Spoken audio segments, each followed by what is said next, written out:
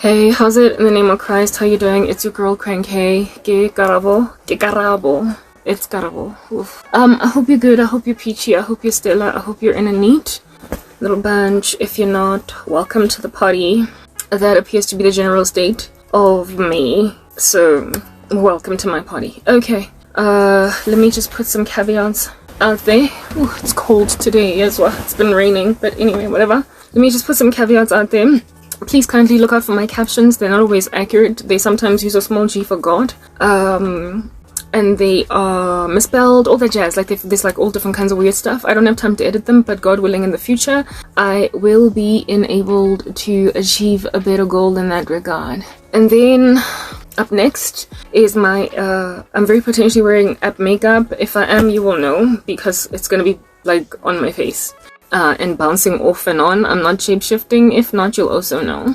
And then I have this like segment, I'm only human after all. I'm only human after all. I'm only human, na na na na. Yeah, I don't want to labor on this today because like, yeah, I've got a lot of frustrating heartbreak. I don't even know what in the world is going on. Anyway, whatever, yeah, I'm doing this in order to blush my cheeks because I want people to see that I'm only human.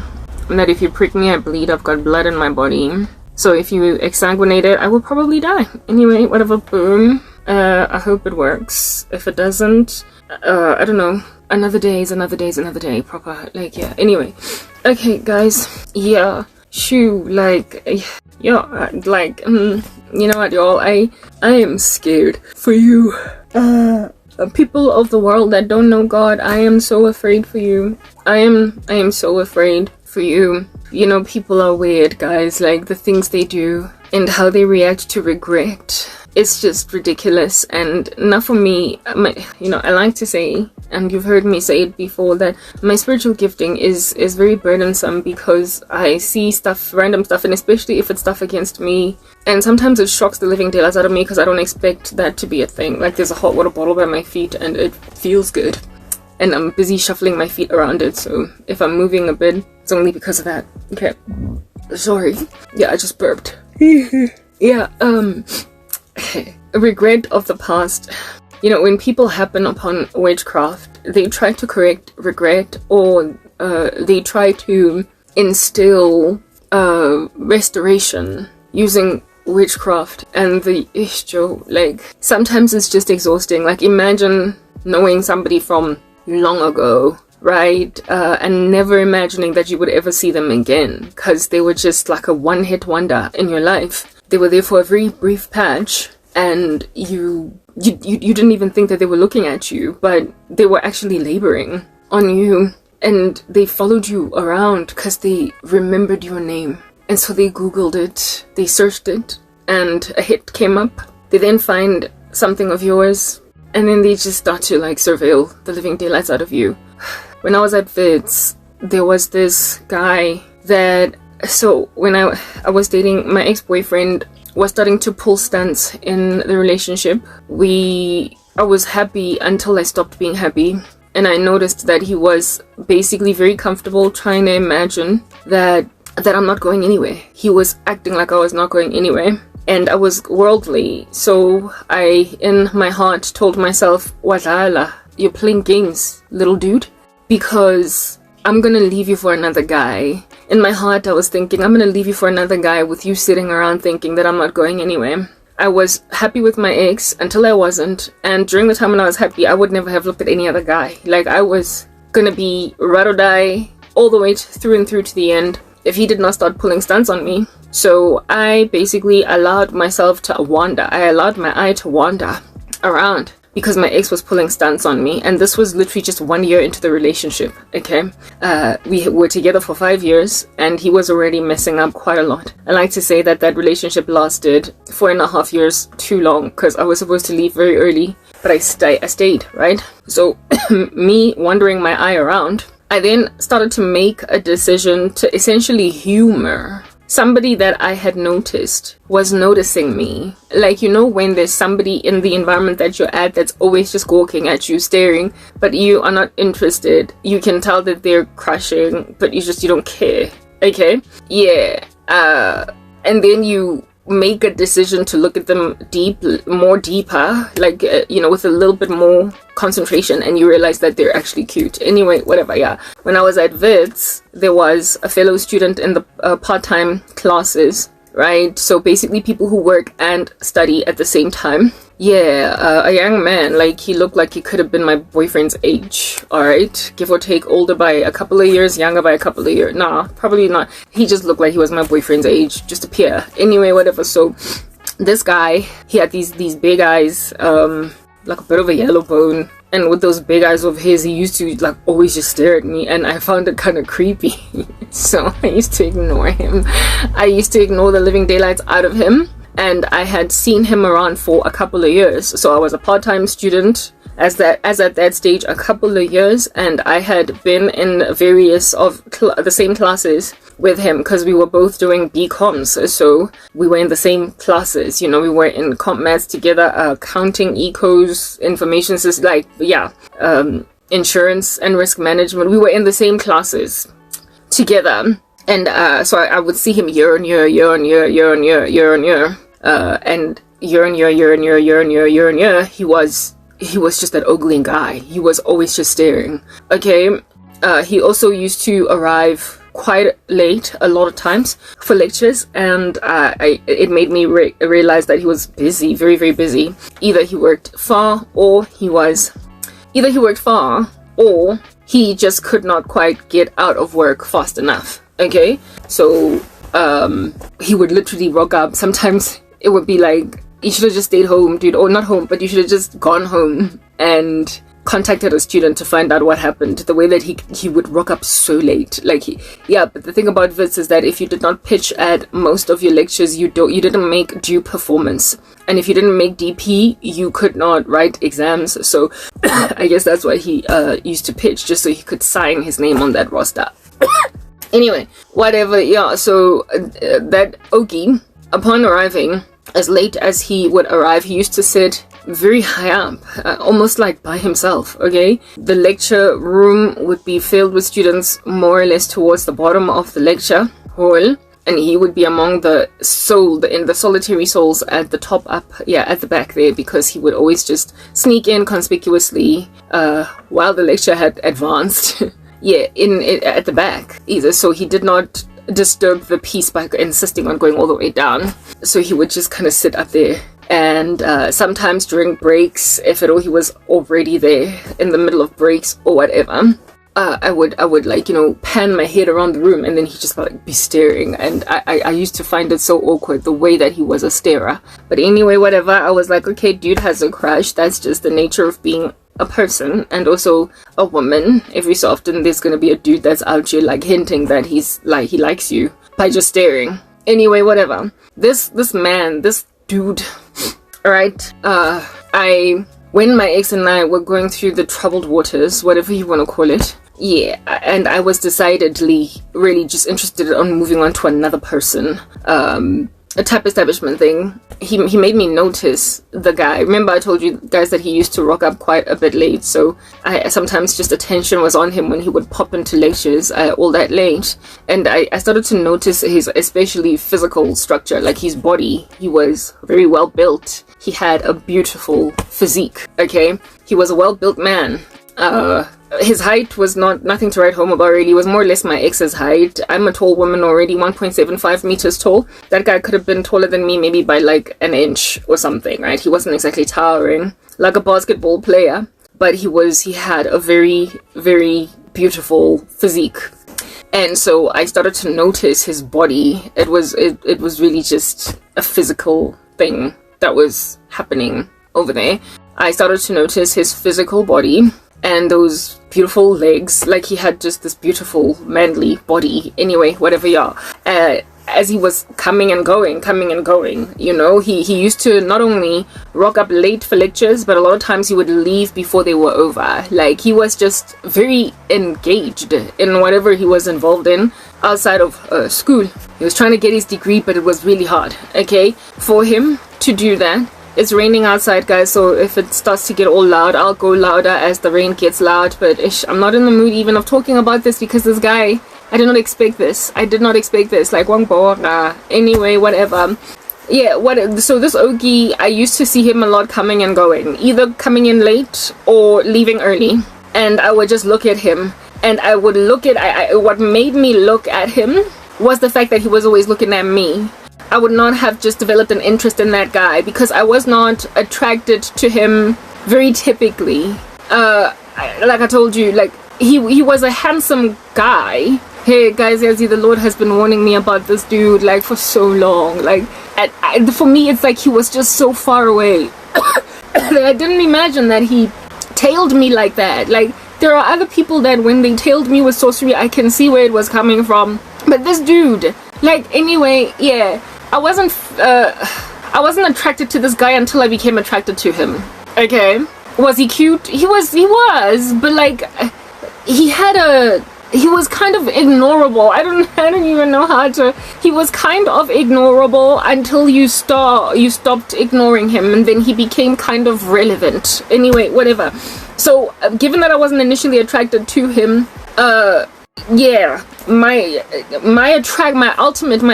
eventual attraction to him was inspired by the fact that I was just responding to the pain in my heart with my boyfriend at the time. And how he's taken me for granted. And I was like, hey, there's people who like me, alright? And I knew that that guy liked me. So I started to look at him with that eye. And upon noticing what a beautiful physique he had, I then, like, you know, I started to, like, low-key crush on him because I liked his body. And on top of that, I was physically attracted to that dude. Like sexually. Yeah. He had a beautiful body. Whatever. Moving on. That Ogie started, like, what little crush on his perfect body I had just grew horns and fangs and fur. It basically got really big. Like, it went from being, whoa, that guy's body, like I could watch him come and I could watch him go, to like I had real strong feelings now, like as in lots of feelings, as in chemistry is bouncing off the walls, as in earthquake and like it became ridiculous to a point where I was always thinking about him. My ex-boyfriend was in trouble, essentially. This guy would have 100% succeeded to knock my ex out of the way if he had actually stepped up and done something about the thing that was going on between us. He didn't, however, right? So my feelings became earthquakey and cataclysmic, and I started looking forward to going to lectures. Sometimes it would be a drag to drive to school after work, but this time around, like, it's like the crush I had at school motivated me to go to school, so I guess it was beneficial to a certain extent. It motivated me to get on that highway and go to school and not skip lectures and yeah, all that jazz. But sometimes I wouldn't see him because he was very busy, to a point where sometimes he would miss lectures. So I sometimes was disappointed, but it didn't matter. A type establishment thing. So that whole me crushing on him really heavily, to a point where I was always thinking about him even when I was with my boyfriend, right? It lasted a year with nothing happening. We did not know each other. We did not even greet each other. We were just like, he was just coming, like, just passing one another with like chemistry and vibes going and going and going. Yes, that's what's good. Alrighty. Did not know his name, nothing. I just knew that he drove some Mini Cooper, and his number plate was personalized, as in it was like short for, I guess, his full name, but I could not even figure out what his full name likely was. So anyway, cool beans and bananas, right? And then 1 year. Remember I told you that this thing lasted for a year. The following year, from when it is that I commenced this crush that became really feverish, we then were in the same class yet again, and the class was information systems, okay? And in information systems, there was a project that we had to do. 1 second, I need to blow my nose. Okay, I've blown my nose. Alrighty, in information systems, there was a project that we were made to do that was a group work thing. It was an assignment that was a group work thing. We had to basically work in groups, and did we assign our own groups, or were we assigned? It doesn't matter. We were put in groups, and I happened to end up in the same group as this guy. And on that day, he was at school, so miraculously, right? Yeah, and we then ended up in the same class. Not class, but we've always been in the same class, but in the same group for the assignment. And so because we all gathered together, there could have been like 6 of us or whatever. For me, it was just so exciting. Finally, like I was finally like, it's unfortunate. Like my ex-boyfriend he was still pulling stuff. That guy was in danger. My he was on shaky cold water very early on in the relationship. Like he's lucky, that guy. I don't even like to use the word lucky because I feel like his witchcraft warded off a lot of men. My ex's witchcraft, I feel like it warded off a lot of men because he saw that he was frustrating me, and I even threatened him one time on someone else. Like you think ukuthi mina ngiyindawo, or like, hey, be very afraid. And so he decided in like that he's gonna vimba me with sorcery. I have a feeling that a lot of the reason why a lot of things were punyuga bampete in my life when it comes to romance was because my ex-boyfriend was busy with a whole bunch of sorcery. So it worked out really for my good. Romans 8:28. All things work out together for the good of them who love the Lord and are called according to his purpose. My ex's witchcraft worked out because it blocked me from leaving him for yet another buffoon. Because it would later come true that many of the guys that I crushed on while I was dating my ex were buffoons. Anyway, spiritually, yeah, they were spiritual manipulators. They were into witchcraft. As the black men in South Africa, black people in South, guys, the situation is dire. It's bad. It's bad, yo. Like, it's bad. Anyway, this guy, we got introduced. Hi, I'm Karabo. Let's say his name was Tato, right? Yeah. This guy, anyway, yeah, he was. I don't know if that guy was colored or what, but his surname was English, but his first name was, what do you call this? His first name was black, like being called Latoya. No, not Latoya. Sorry, like being called Karabo. I don't know, like give me an English surname. Karabo Thomas. Like he was like, yeah, he had a surname like that. His name was like, would have been like being called Karabo Thomas. So he outwardly physically looked black, but I think he was colored. Because I believe that one of his parents was of course white or colored. Maybe he was a mix of colored and black because he looked super duper black. Not super duper black, he just, like, if you looked at him you would not automatically assume he was colored, but you would assume that he was a yellow boned black guy, right? Yeah, type thing. So I don't think it was a mix of black and white with him. I think it was a mix of colored and black because his surname was a white surname with a black name, but he also had a middle name that was white. So essentially like me being called Karabo Karen Thomas. Yeah, Karabo Karen Thomas. So if I had just used Karen Thomas, you would think I'm a white girl or a colored girl on paper. And the only thing that would give away the fact that potentially I might be a mixed girl is if I put Karabo down. So this guy's name was like Karabo Karen Thomas. So I said his name was Tato, right? I gave him the name Tato. So his name was like Tato. His full name, even on like, you know, what do you call the forms that we had to fill, not forms, what do you call this thing? The class register, right? The first name was the English one. Yeah, so it would have been, let's say Patrick. I don't like that name. I'm sorry. Did I hit a nerve there? Let's say Bradley. Yeah, let's use Bradley. Okay, Bradley Tato Simpson. Yeah. Like his name was like Bradley Tato Simpson. So from that you could gauge that the Simpson here is probably the dad, because that's usually how it works, right? Unless of course the mom was the one that raised him, and there was like issues there and whatnot, but he was raised with like a black name because somebody just had to have him have a black name or whatever.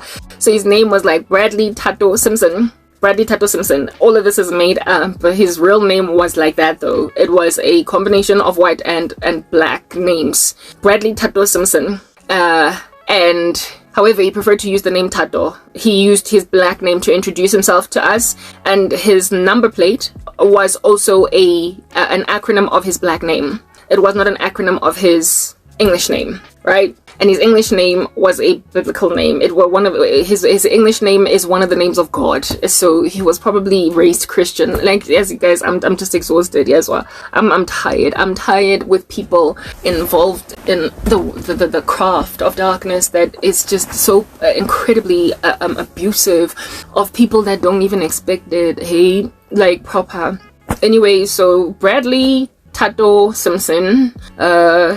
half colored, half black, or half white, half black, but I think it's half colored, half black type setup thing. Herein lies this Bradley Simpson man, okay, that is obviously low-key spazzing on his sister. We then end up working in the same project in information systems, IS, right?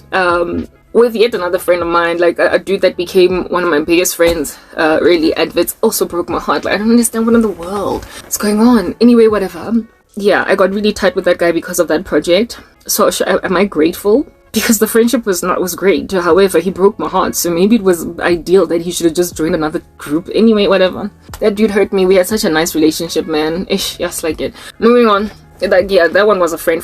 Anyway, so I developed a nice friend. I developed friendships from that assignment that were very, very strong with those people. Well, some of them, especially the dude from Congo, right? Who ended up breaking my heart. Like, yo. And there was nothing romantic there with the Congolese dude, just good peoples, you know? And next thing you go slap people with witchcraft. You know, guys, I don't understand. Hey, man, people in this world, I'm tired. Anyway, so here in Bradley Simpson, let's talk about Bradley Simpson or Tato Simpson, okay?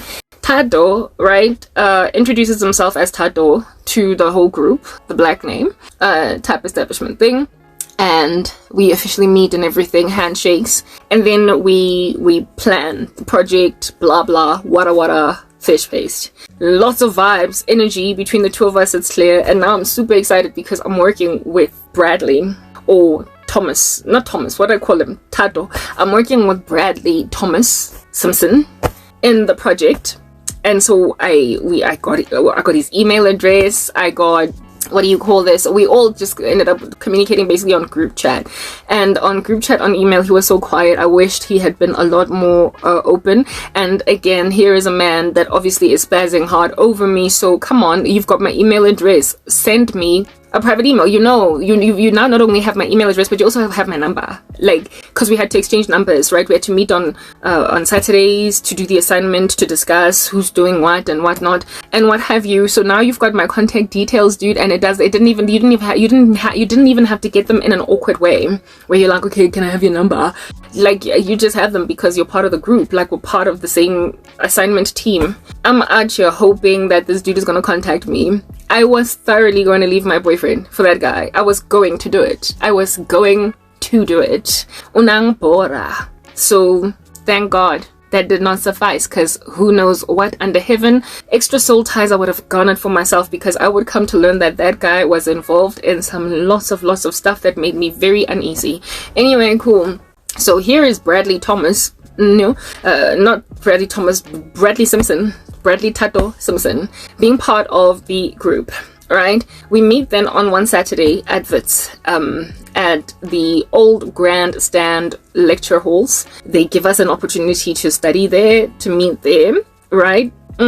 And throughout the whole time, there's just this like energy between the two of us. Like, everybody could pick it up. Like, there was nobody there that did not know that there was some funny energy going on between us, right? It was weird type setup thing. Anyway, whatever. So I then, the crush that I have on him is now massive. It got massive throughout the year. And in that group, I got to learn, because we introduced one another to one another as we were first meeting. You know, I'm Karabo, Hlongwane, I work for MTN, this is what I do, this is what I do. So I came to learn that the reason why the guy was so inundated, why he was so busy, why he was always late, why he was always leaving early too, was because he ran his own thing. He had I believe, regular 9 to 5, but he was alongside the 9 to 5 working on a business. He was trying to basically break out of the 9 to 5 environment. I think that's what he was basically doing. He had a regular job and his business required him to invest quite a lot of his time after hours. And that's why he, like I said, was always late or always leaving early. Yeah. So for me, I got even more attracted to him because I was like, oh my goodness, he's ambitious, he's an entrepreneur. And on top of that, he is working on his degree, he's studying. This is my kind of man. I imagine that I had met a bird of a feather, because one of the things that I was struggling with my ex-boyfriend was his lack of ambition. Like I was really struggling with a lack of ambition in my ex, and I was also really struggling with the fact that I'm an academic. I was an academic, I still am, right? And my ex wasn't one. And I did not know how in the world the future would look with me being an academic as the woman in the relationship, with my man not loving books as I do. I just imagined my ex just fading in the background of my girth as I got older, as we got older, as I acquired my degrees. I just imagined him just be paling, starting to get smaller and smaller in comparison to me, and it was problematic. I started to, when I was younger, I used to date because I had a crush on a guy and he was cute, but as I got older, I started to want somebody with whom I was actually compatible in all respects, academically, career-wise, ambition-wise, dream space. I wanted somebody with whom we could both just relate on the same life endeavors. And so I started dating my ex when I was working in a call center at Nedbank. You date a dude that's cute and that's it. But then now I was an actual professional. I was a project manager at MTN, and I was on a professional track that would only go from height to height and strength to strength. And I was getting mature. I was growing as well as a person. I went from being a fresh out of high school type young adult to now a serious professional. And I started to really want more in a man. So, like I said, my ex was on hot water. He was gonna get bride on a rotisserie. Is that crazy? I was gonna leave him for that guy. There are so many men that I would have left my ex for, like a lot. Like that dude, his witchcraft worked. I'm just saying, his witchcraft worked, because dudes acted a fool all up in my grill that were obviously interested, and I believe it was his witchcraft that warded them off. Anyway, whatever. So this dude was, for me, perfect. I was like, the situation that I was in as well. I was studying while working, and it was very strenuous, but I was pushing anyway. I was self-starting. I was a self-starter. I was self-motivated. I was self-inspired.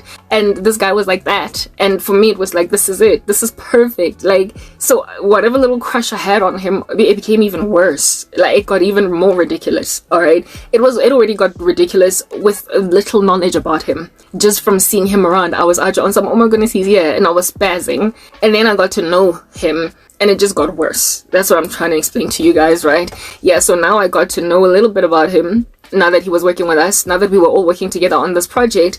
And then unfortunately for me, or fortunately, really, like, can't really gauge here what was profitable or not, okay? Fortunately or unfortunately, this man stopped pitching. He stopped pitching to not only classes, like literally across the board. He stopped pitching to classes across the board. All of them that I was with him in, right? And he also stopped coming to meetings. However, he did not let us know, like meetings for the assignment. And I remember thinking, this is disappointing. Like, this guy, why is he being irresponsible? He's one of those, like, weakest link in the team. Like, are we about to get a failing grade out in these streets because some like buffoon is not rocking up pitching? I was basically full of underestimation, but there was no way under heaven that I was going to go on right ahead and underestimate this dude because I had a big fat crush on him. So, seeing as it was the project that we were doing over here, I made a decision to contact him. Was it via text, call, or email? And I think I sent him a text message. Yeah, I sent him a text message on some, hey, we missed you this Saturday for assignment.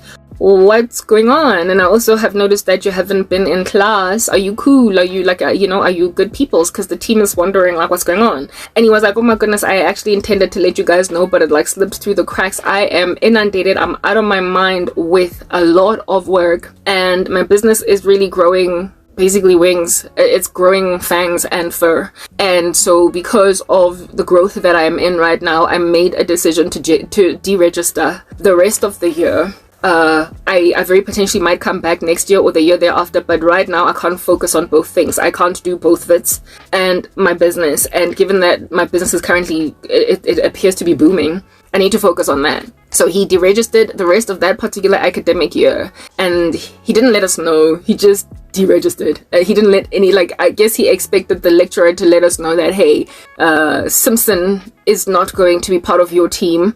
You were one short, or yeah, whatever. Like maybe I don't know why he did not let us know, but like he didn't let us know. But I liked him. I had feelings. I had a crush, and I was cheating with my heart on my ex. So therefore I was gonna go and pursue this matter further, because I thought that this thing was going to result in, I guess, me ending up with the man of my dreams, or the man that I imagined was the man of my dreams. Understand, at this stage I'm not saved, so these are things that happen in the hearts and minds of unborn again people. They're unfaithful. Anyway, whatever. Yeah, so this dude makes it clear that he has deregistered from the school because his business is out here thriving and booming. I get really sad. I get disappointed on some. Oh goodness, like whoa, that one just slipped right underneath my feet. Like it's a rug that was pulled and my teeth got broken and everything. I wanted to let it go. I really, really, really wanted to let it go. I wanted to know more about this dude. So I made a decision to not contact him. I catfished him.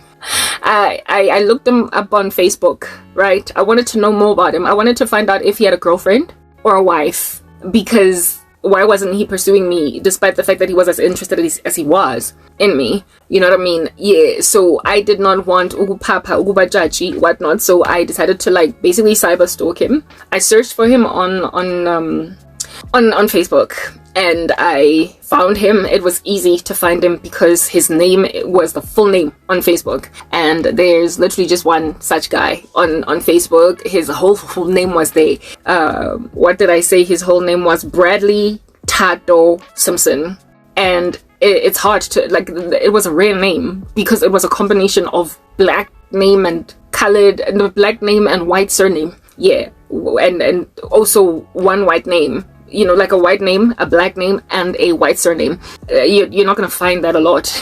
The same combination or permutation of that same exact one a lot, just across the board. Like his name was just unique that way. You're not going to find a lot of Bradley Tato Simpsons. Maybe Bradley Simpson, maybe Tato Simpson, maybe, yeah, you get my point. Yeah, but not Bradley Tato Simpson. That was unique. Yeah, so it was easy to find him.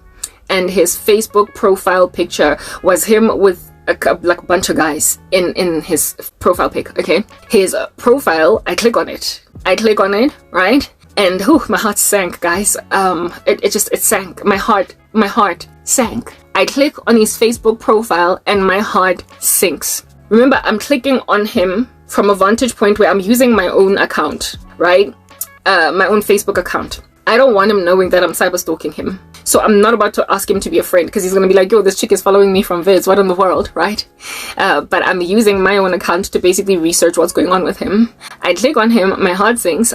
His profile was not 100% private. So some of the photos in his album were available to people who were not his friends. And his like wall and everything, like some things were available. However, I could tell that there was stuff that was closed behind private viewership, in the sense that only his friends could see stuff. So I go through whatever I can go through with limited access, given that I was not his friend, and I was not about to ask him to be a friend either.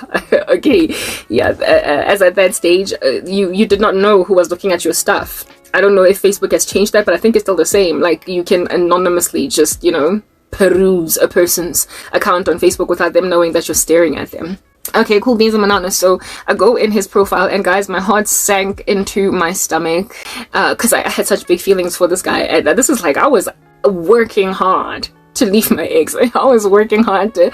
Was I going to cheat on my ex with that guy? No, I wasn't going to cheat. I was going to break up with him and then go be with that other guy.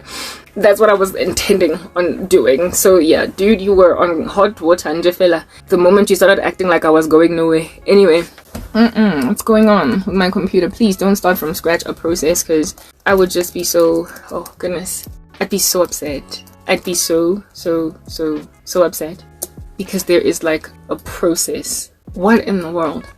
I'm sorry. I hope it's just a blanked out screen, because it's been sleeping for like a very long time. 1 minute. Okay, my computer was temporarily blanked out, because I would have been so upset, because I would have had to start from scratch with something. Okay, cool. Now that we are satisfied that our computer did not just pass away, let's continue with this discussion. Yeah, this guy, yes, I come across his Facebook profile. I find him. I go in it, and whatever little is available to outsiders makes my heart sink. I go into his pics, and the guys that he's hanging with in his profile pic, you know how a profile pic is just this tiny little thing that you can't see properly? However, when you blow it up, there's like suspicious activity going on. Guys, I click on these, whatever photos I can access in his album, and as I scroll through them, like, I was worried that this guy probably had a stable relationship. He had a girlfriend, but he was allowing himself to, just like me, peruse these streets, look basically at other eye candy. Like he allowed himself to wander out because he was just being a typical worldly man. Just not faithful with his eyes to the woman in his life. I was expecting to see some gorgeous woman, you know, some chick that was always just all up in his grill in those photos. If at all I was gonna find a girlfriend, but it's not a woman that I found. It wasn't women that I found. It was not, guys, the photos of this guy on Facebook, he was always just hanging out with gay men, and there was one in particular that was prominent in almost every one of his photos. These men were obvious. Like, how do you know they're gay, Karabo, from a photo? Come on. Like, if Somizi were to take a photo without wearing makeup, like, I'm not speaking of Somizi that's where it's not Somizi in drag, but Somizi, the regular Somizi, even without drag, even without putting lipstick on, even without him talking and mannerisming, with you just having a still, you can tell that Somizi's gay. You can tell. It's just a way they pose, a way they gesture, the way that women take photos, guys, you know? There's a way we do things. There's a way we take pics. There's a way women, you know, the posture, and also how we tilt our heads, and, you know, just, you can tell that Somizi's gay without knowing him from just scrolling through his Instagram, without even going into the section of section of photos of his where he is in drag, or where he's wearing makeup. Even when he is like with just like small dreaded mohawk, you know, the kind of hairstyle that would be fit for a guy. Not necessarily the weaves, you know how Somizi likes to rock weaves, like little mohawk weaves as well. No, I'm speaking regular looking, like hairstyles that you would find on men, and outfits that you would find on men. So not drag, and no makeup, but like, you can tell that this here is a gay man, and it would have been or effeminate. Yeah, it would have been okay if it was just one person of this nature in these photos. One person. Guys, I'm a straight woman, and for the larger majority of my life, I have the men that I've known that have been straight, the larger majority of them, the huge majority of them, if not the comprehensive number of them, never mind majority, they've always just felt very awkward, uncomfortable, and some kind of way in the climate of gay men. It's just the way that it's always been. The gay guys that I've known always hung out with us. They always hung out with women or each other. They always hung out with each other or with women, and they found it was always awkward and uncomfortable to be around straight men. And straight men, for our sake, for women's sake, right, would not be mean to them or whatever, but they certainly would not want to just like spend 2 hours with them. They would not want to go on a holiday with them. Yeah, that's just the way that it was, at least back then. I don't know if things have changed now. Yeah, black hair straight men have apprehension about BFFing, best friending, or tight buddying gay guys. They call it homophobia. I don't know what you want to call it, but they just have a thing about that. And I don't know if it's still a thing, because I've been out of the market for a minute in terms of relations, human relations, people, because my life sucks and it's weird, it's anomalous, it's strange. Yeah, but this guy was just, yo guys, I remember like when I was growing up, I used to love this show called Will and Grace, and from Will and Grace I knew that there were two types of gay men. There was Jack, and then there was Will. There was Jack, and then there was Will. Jack is Somizi.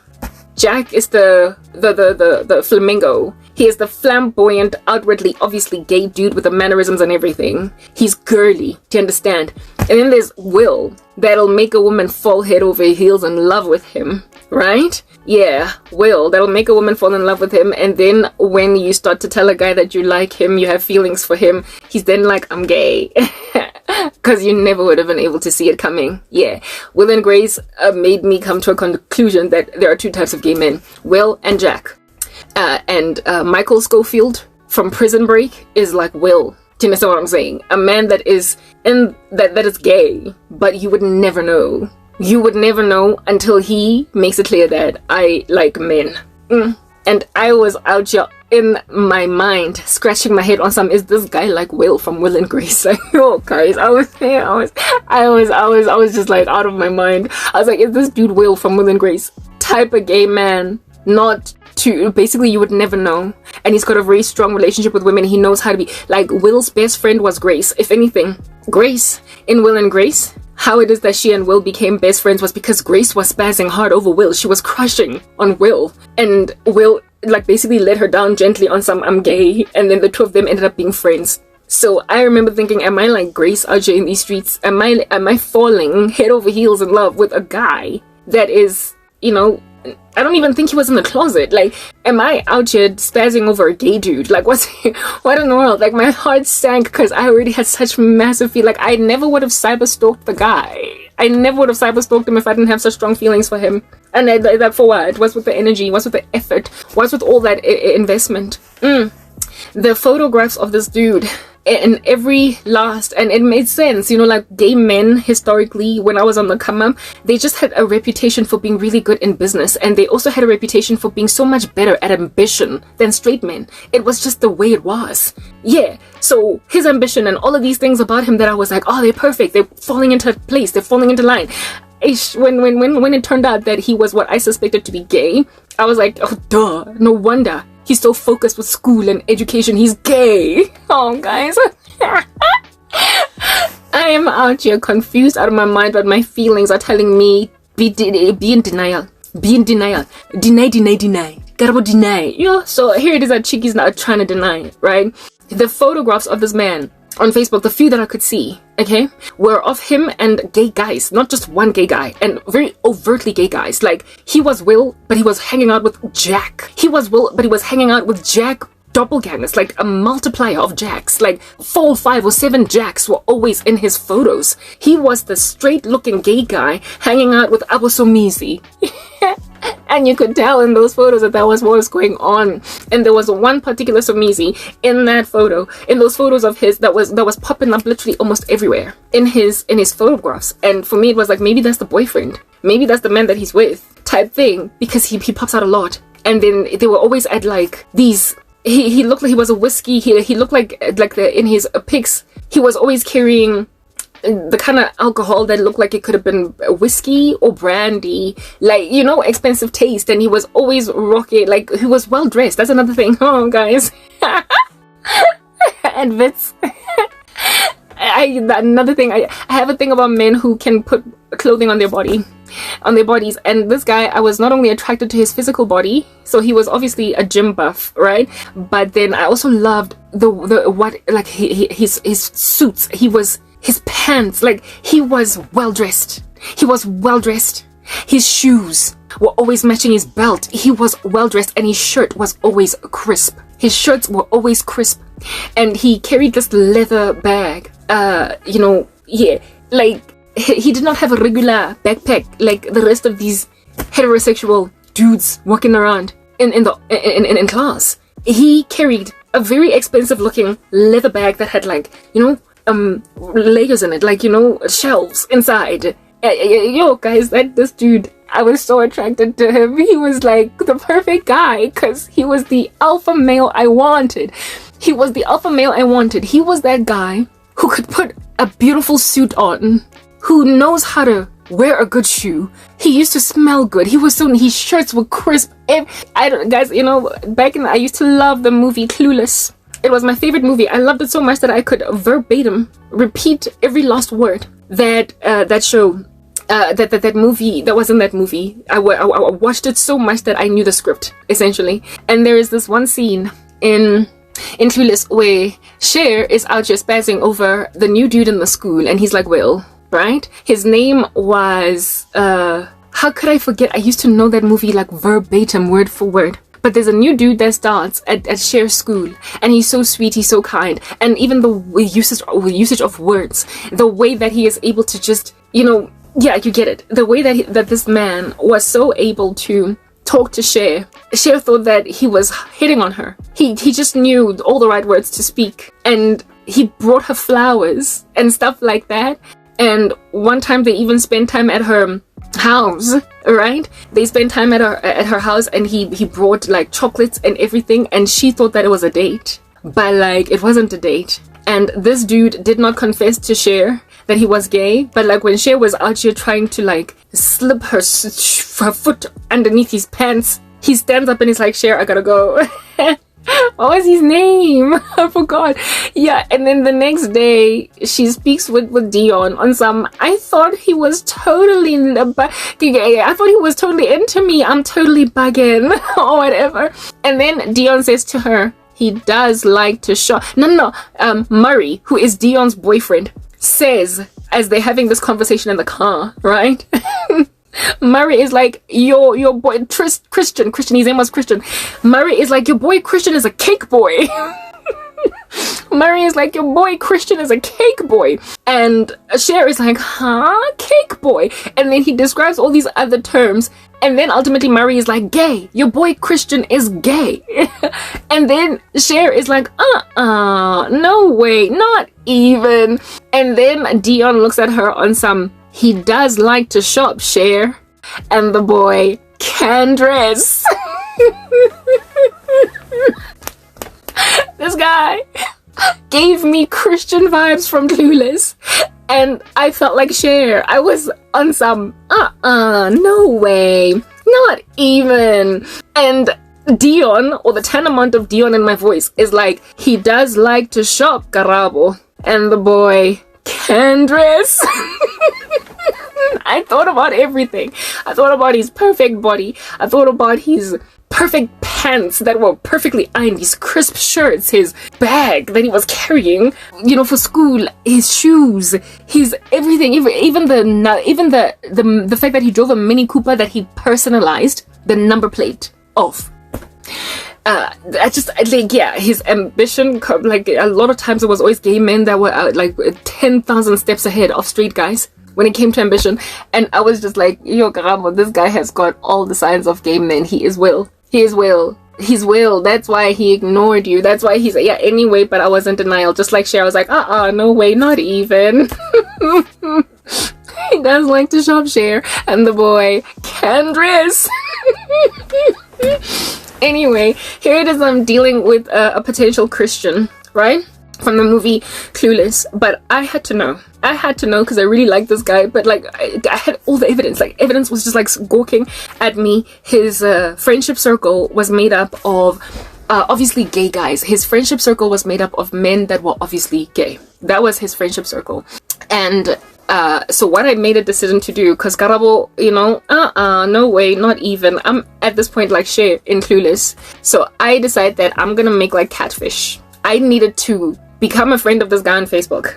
And no, I had to become a friend of this dude on Facebook and confirm my suspicions, because I liked him so much. Karabo. I should have just left it at that stage, right? So I go further with this particular situation, right? I create a profile using Boris Kodjoe's photo. Karabo, the guy probably knew who Boris Kodjoe was. I went and I grabbed a photo of a ripped Boris Kodjoe by a swimming pool.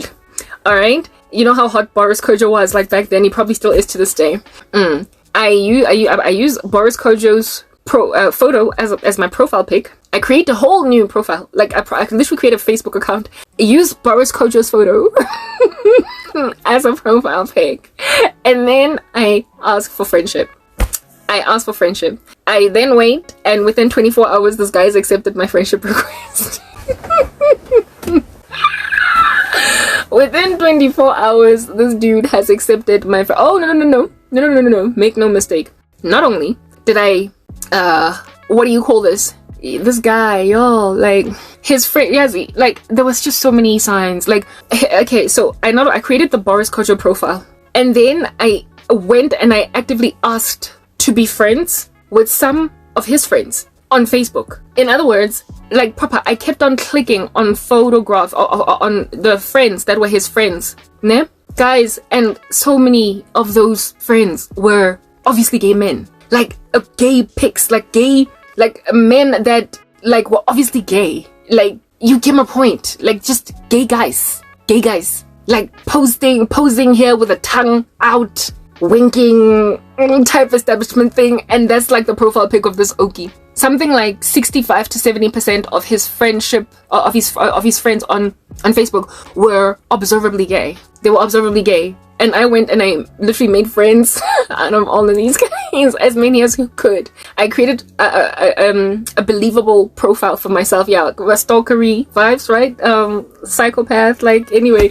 Yeah, I create a profile that is believable. And then after making friends with his friends that are gay, the recommendations of other gay guys all over Facebook just come flooding at me. And also, the number of friendship requests that I received just from using Boris Kojo's photo, I was feeling insecure now, lacking confidence. I was like, as a beautiful young black woman, I don't get this many people just friend requesting me just based on my profile pic on Facebook. Why don't I get as many guys flooding to me with my own profile? Anyway, whatever. I got so many friendship requests on that gay profile. So many. And not only did I get so many friendship requests, I also got DM'd so much. I got DM'd so much by people on some hi there, how you doing, sexy? Yo, guys, I was like... Anyway, I would ignore these DMs, okay?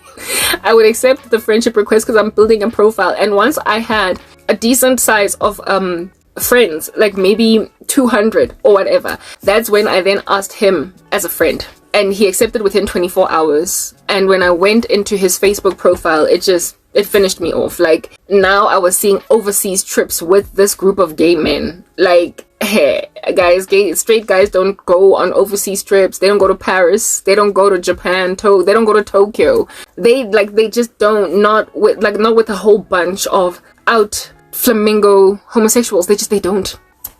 So I was like, this guy, he spends all this time with gay men. There isn't even, like, his social life is with these gay men. He does not have straight friends. Not based on his Facebook. I'm inside his profile. I see everything. He is not straight. I came to a conclusion that this guy is gay.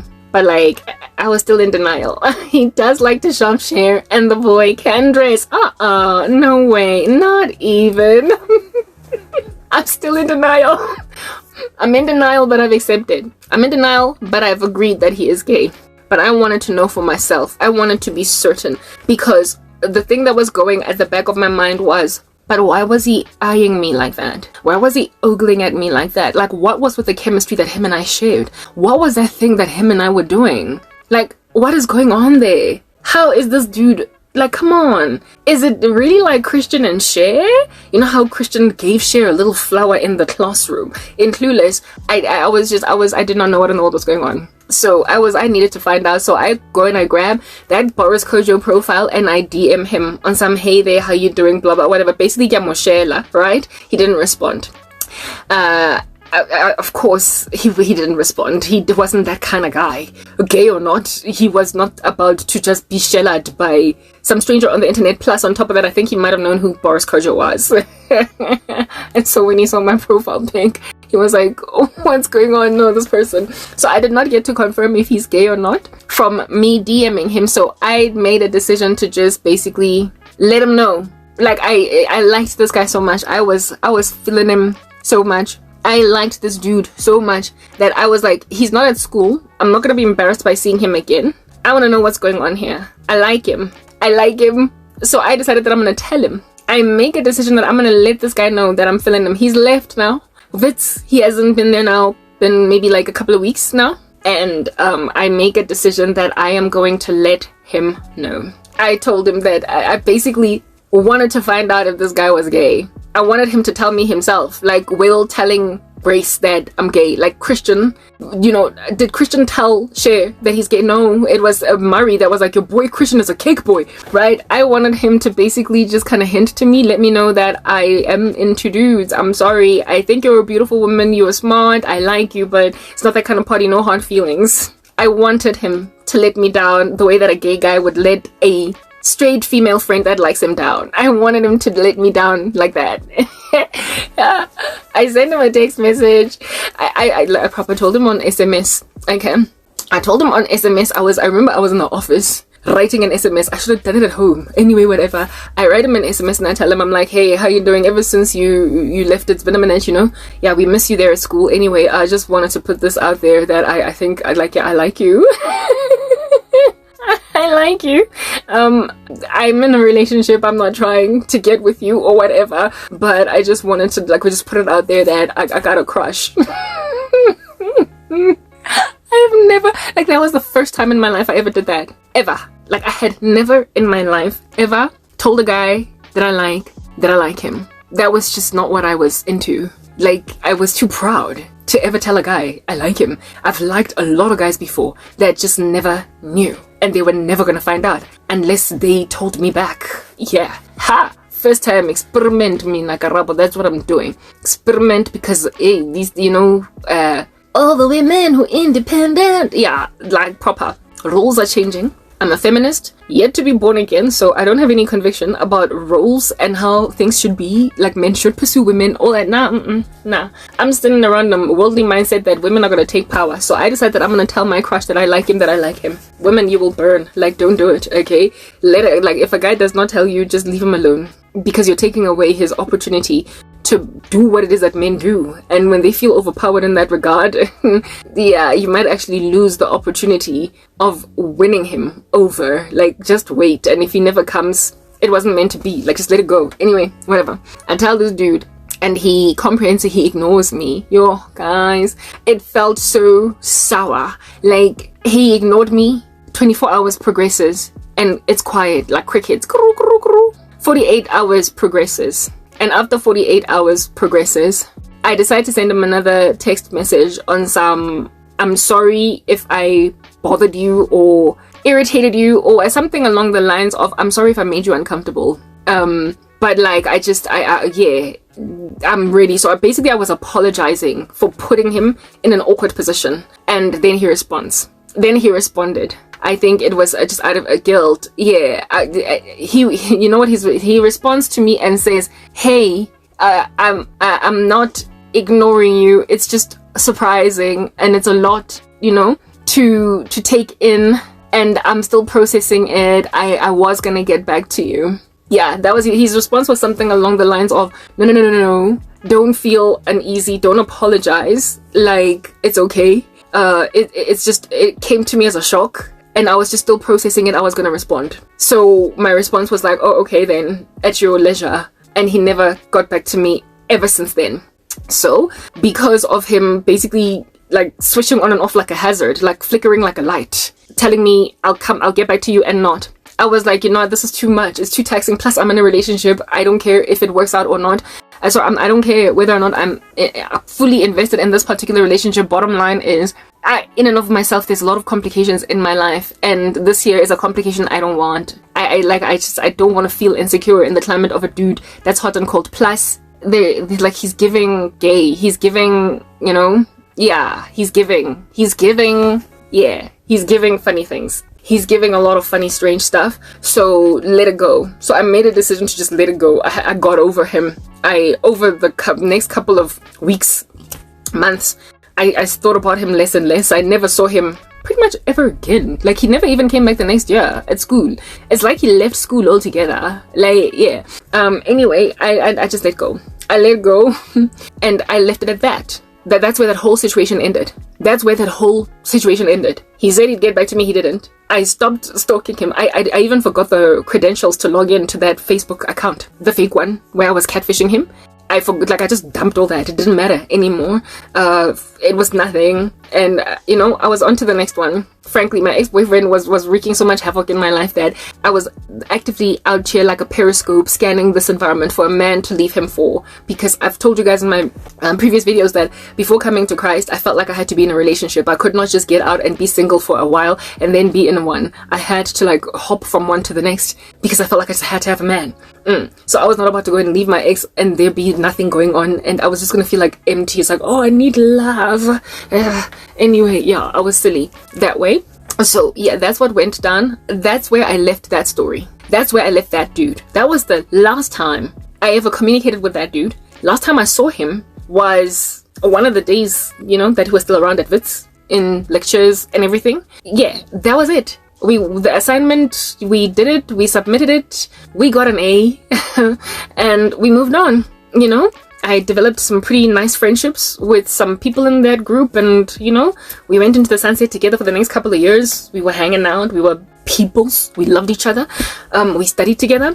Yeah, so a lot came out of that whole meeting thing, but one person that did not stay in my life out of that whole equation was the one that I wanted to be in my life, and I was okay with that. I moved on, and I imagined that was it. Oh, there was a time when I bumped into him, 2010 World Cup. No, was it the 2010? Yes, 2010 World Cup.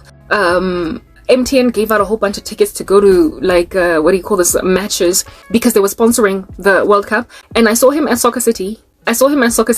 Right? And at that stage, I'd already moved on from him. I'd already, like, I was no longer interested in him or whatever. I bumped into him coming, like, we were walking, we were leaving. The match was over at that stage. It was finished. And I see him. He was by himself. He was walking by himself, but I suspect he was going to go and join people that he was there with. And then he recognizes me and he calls me Lerato. He's like, Lerato. I was like, it's Karabo. He's like, oh, sorry, my bad. How are you? I'm like, I'm good. And I let him go. So for me, it was like, okay, he couldn't even remember my name. This guy's not interested in me. He doesn't like me. He's Will.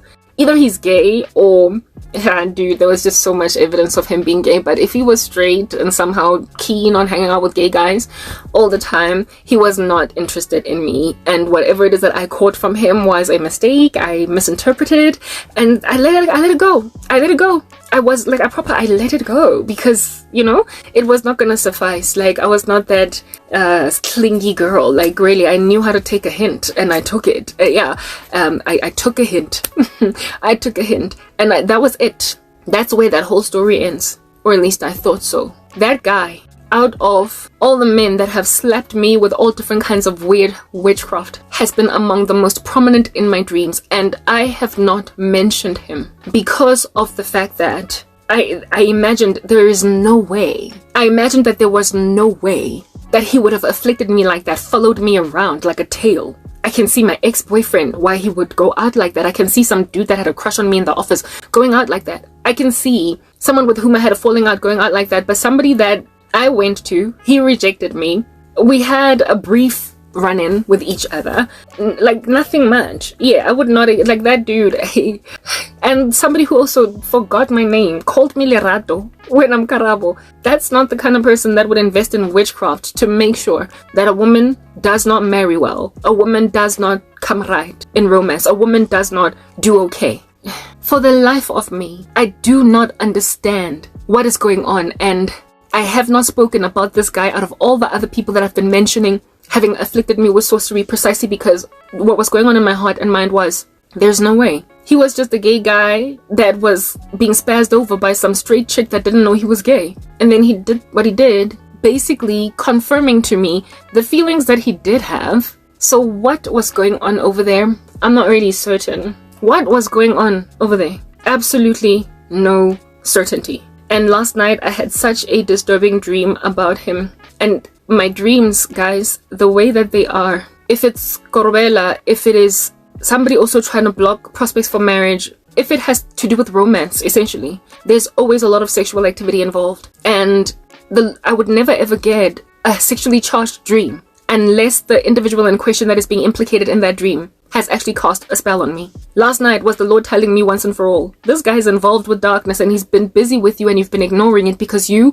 are using your own earthly mindset to write him off as a culprit. But he has been one of your biggest oppressors and he has never stopped looking at you. He has never stopped looking at you ever since 2010, 2009, 2010, because the World Cup was in 2010. That's when I saw him at Soccer City. So that can give me some kind of a timeline date stamp. Yeah, this man, it's 2024, 14 years later. Like, it's 2020, is it 14?